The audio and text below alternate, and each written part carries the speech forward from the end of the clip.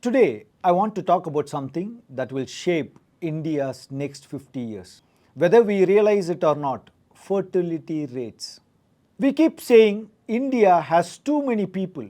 But do you know what's really happening with our birth rates right now? And why it should matter to every single one of us? Let's break it down. No jargon, just facts. First, what is exactly the fertility rate? It's simple. It's the average number of children a woman has in her lifetime. In India's case, this one number tells the story of our past, our present, and the future we are building for our children. So, what's the replacement level everyone talks about? Globally, a fertility rate of 2.1 is the magic number. It means each generation replaces itself, no more, no less.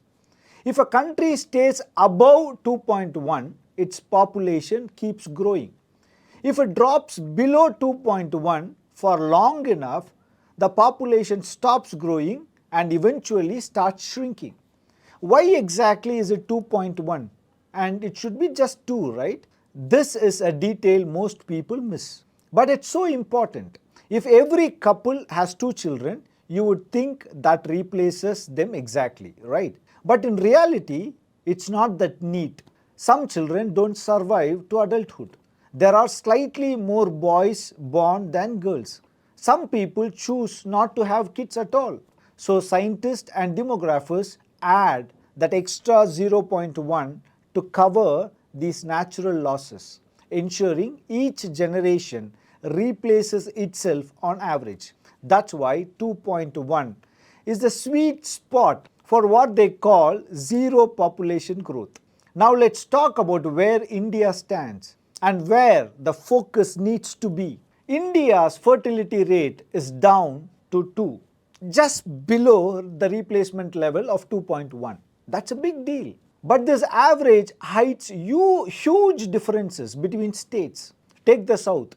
Kerala and Tamil Nadu are about 1.8. Andhra Pradesh and Telangana are even lower, around 1.7. Punjab, West Bengal, Maharashtra, Gujarat all below 2. These states are on track. They have invested well in education, health and family planning. But now, look at the flip side. Bihar still sits at a worrying 3.0. Uttar Pradesh, Jharkhand, Meghalaya above 2.3 and pushing higher population growth. Some parts of Rajasthan and Madhya Pradesh too. These are the areas that need urgent work.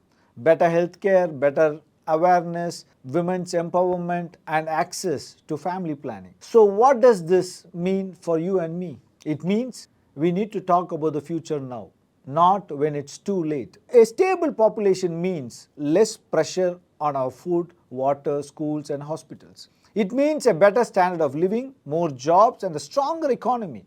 But it also means we need to plan for an aging society, more elderly parents and grandparents who will need care and financial security.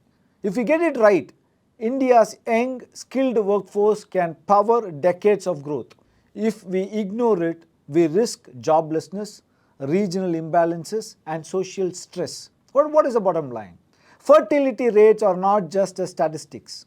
They shape your children's school, your parents' healthcare and your own retirement plans.